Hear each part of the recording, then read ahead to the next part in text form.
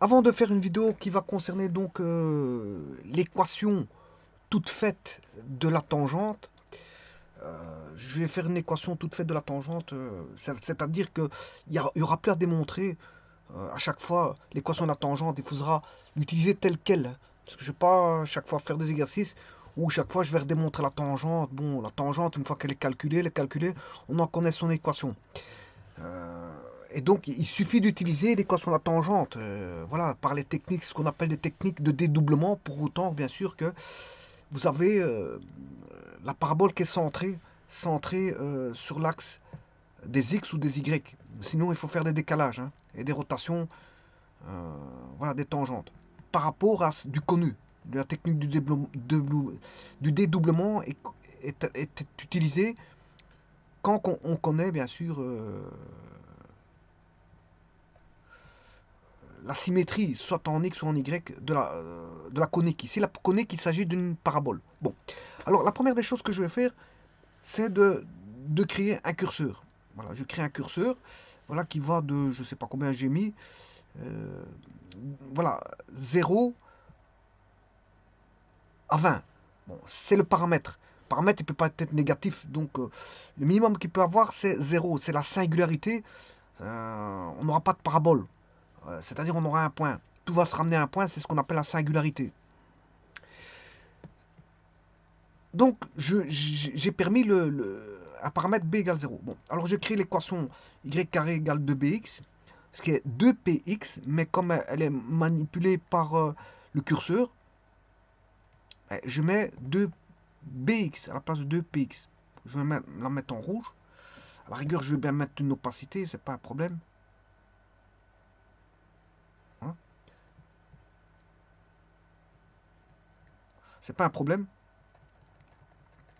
Et voilà la parabole. La parabole, elle est ici, bien sûr. Plus je fais un zoom, plus vous apercevez cette fameuse parabole. Et je peux manipuler le curseur de telle manière à manipuler comment est-ce qu'on appelle ça, le paramètre. Le paramètre. Bon, je ferai un zoom. Je remanipule le paramètre. Regardez, qu'est-ce qu'il devient. Voilà. Je vais donc on a l'axe de symétrie, c'est l'axe des x, hein. Il y a une directrice à ça, facile à trouver. Bon, je peux vous la donner. C'est la directrice de la conique C.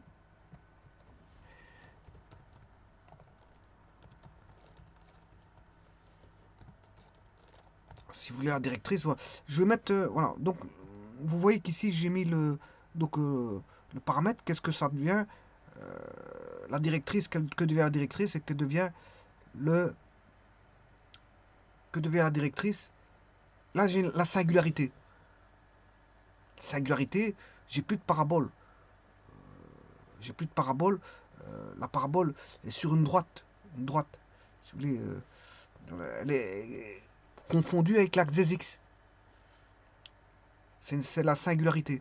Là, vous voyez la parabole, qu'est-ce qu'elle devient en fonction du paramètre P. Ici, c'est B, j'ai mis B, c'est 2P, donc ici, c'est 2B. Qu'est-ce qu'elle devient, la parabole? Bon, alors pour ne pas me perdre au niveau des droites, je vais mettre quand même une couleur pour la directrice, je vais la mettre en bleu. Alors maintenant, ce que je vais faire, je vais construire la tangente. Alors pour construire la tangente,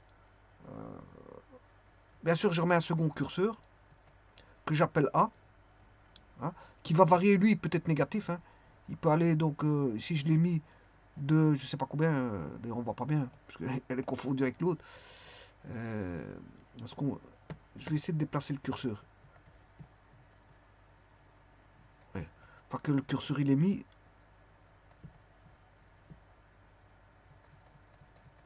je l'ai mis un sur l'autre, mais enfin c'est pas grave. De toute façon, on voit bien que il varie de 0.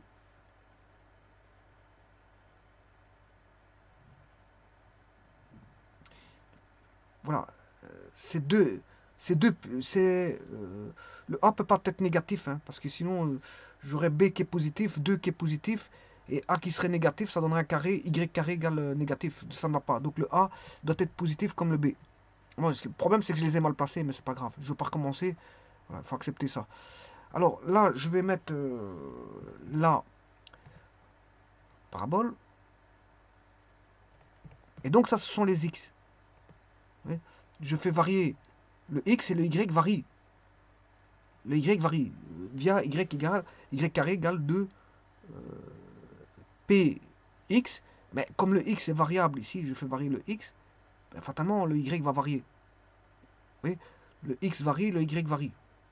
Alors si je mets x égale 0, ben, y vaut 0. Là, j'ai toutes les valeurs de x en fonction de y. Alors je vais mettre un point. Il est ici, j'ai un point là, et un autre point là. Là, c'est tous les xy. Ouais, bon, le E, il n'est pas bien placé. Bon, je vais effacer le E. Et je vais tenter de replacer un point. Voilà. Et là, ça c'est bon. Donc, vous voyez, quand je fais varier le x, le y qui varie. Ce sont les points de la parabole, bien sûr. Vous aurez compris que c'est les points de la parabole. Ici, c'est la singularité. Ah, ouais, donc, là, les points varient. Mais j'ai fait varier jusque... Je peux changer ça. Hein. J'ai fait varier jusque 20. Je peux changer les propriétés du curseur.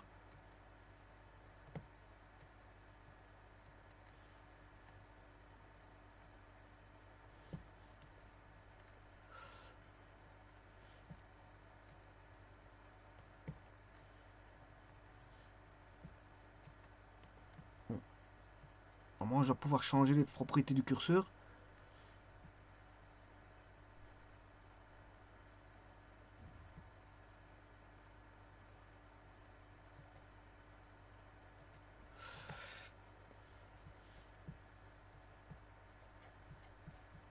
Donc, j'ai mis jusque 20, mais bon, j'aurais dû pas.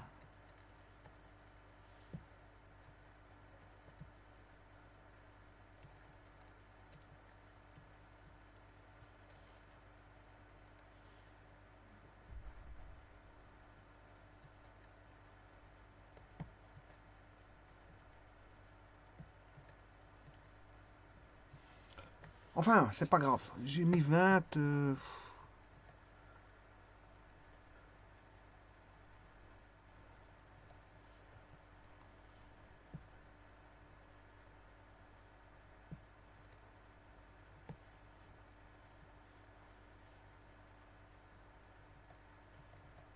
Voilà, je peux le changer ici.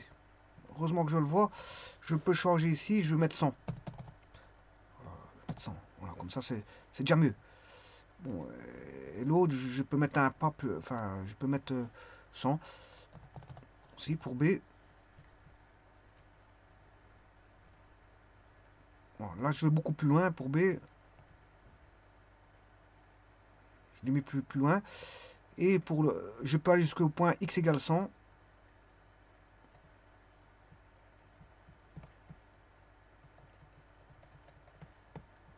Pour visualiser, voilà, je m'arrête. Donc je vais de 0 à, si vous voulez, à 100. 0 à 100. Bon, le pas, je peux mettre un pas de 1, mais ça me dérange pas, le pas. Voilà, je vais mettre un pas.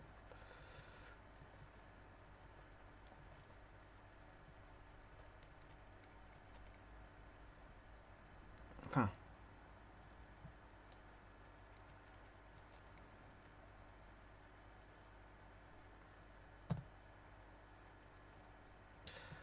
pour B. Enfin, c'est pas grave, le pas, il ne me dérange pas. Parce qu'apparemment, chaque fois... Donc, j'obtiens les XY. XY, hein. Et maintenant, je vais mettre la droite. Mais la droite, c'est ceci. Bon, c'est Y moins Y1 est égal à alpha X moins X1. Alors, le Y1, ben, c'est Y, c'est racine carrée de 2BA. Voilà, si vous avez Y, ben, pour trouver le Y, c'est la racine carrée de 2BA. Puisque si Y carré vaut 2BA, Y vaut racine carrée de 2BA.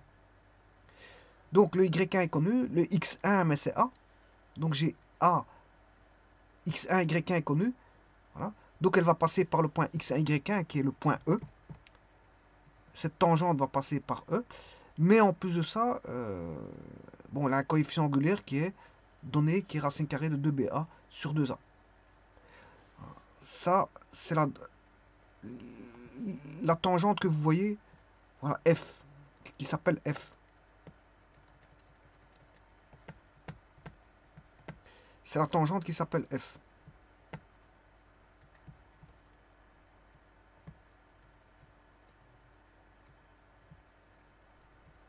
Alors il y a une seconde tangente, je vais vous la mettre tout de suite, c'est en fait quand le coefficient angulaire est négatif.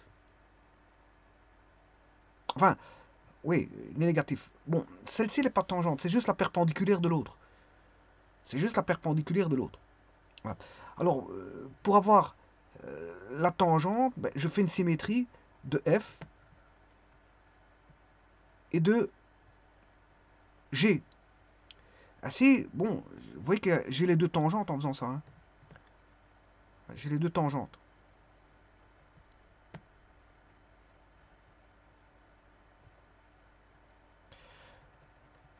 J'ai les deux tangentes. Ça change quoi? Mais ça change, ben, on voit que on a affaire à un losange là. Un losange que je joue même avec le paramètre. J'ai un losange qui se dessine. C'est pour ça que j'ai dessiné la perpendiculaire.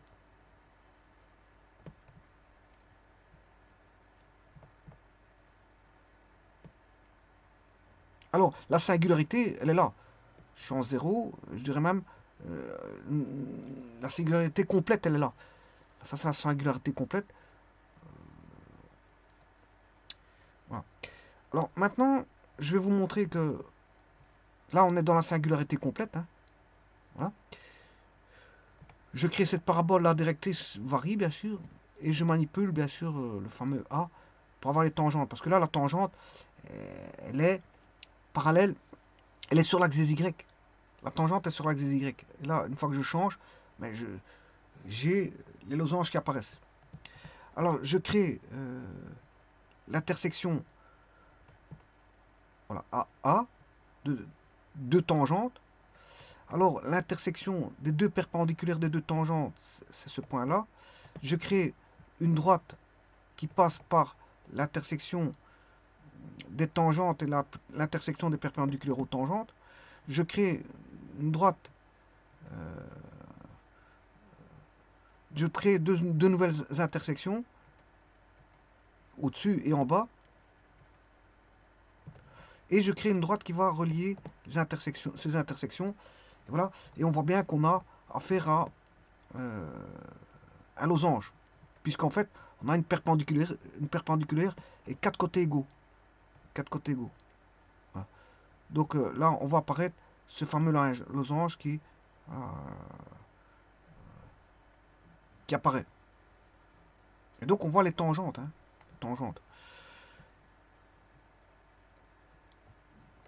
Alors maintenant, juste pour l'ironie, je vais faire ça de l'autre côté. Donc je vais faire une symétrie de la conique.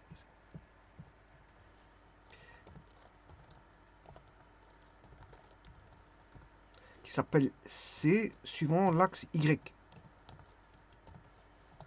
Voilà ça. En même temps, voilà. Si je manipule,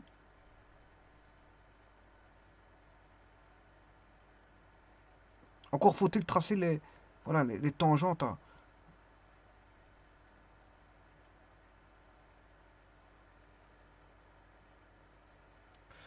Mais pour avoir les tangentes, il faut symétriser tout. Hein. Donc, si je symétrise tout, voilà, je dois tout symétriser. Donc, toutes les droites doivent être symétrisées par rapport à l'axe Y.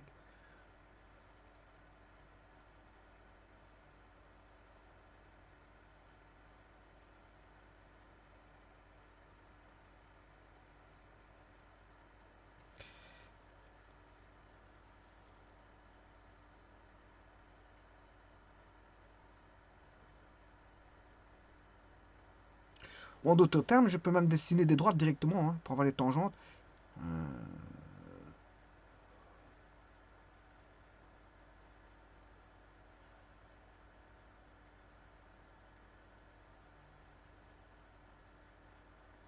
Je vais essayer de faire quelque chose.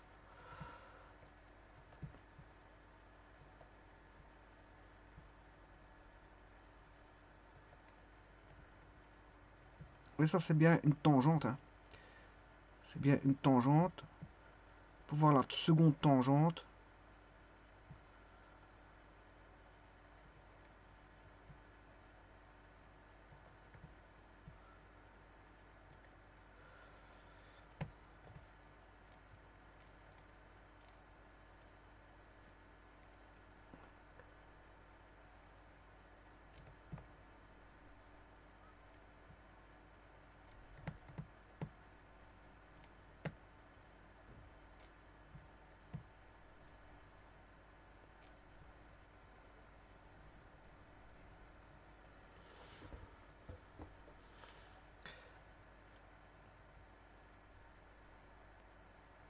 C'est bien des tangentes, hein. Donc il y a une manière d'avoir les tangentes par rapport au symétrique de la parabole.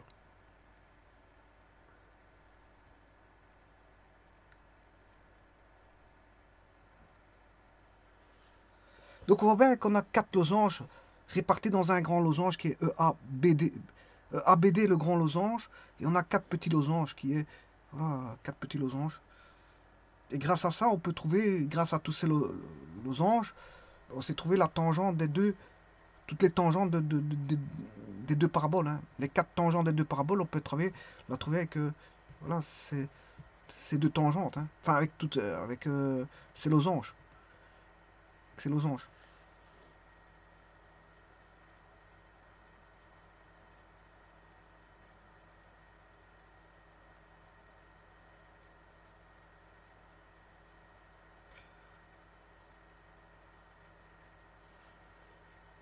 On pourrait avoir d'autres losanges, hein, parce que si je trace à partir de G une parallèle, ben, je vais encore avoir un autre losange, hein.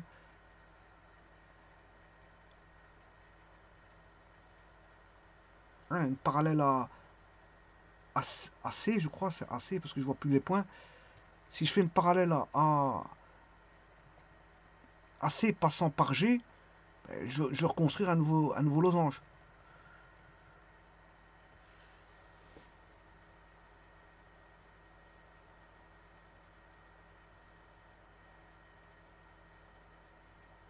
Donc, il y a toute une panoplie de losanges là-dedans qui font en sorte que, voilà, on s'est retrouvé les tangentes à partir des losanges.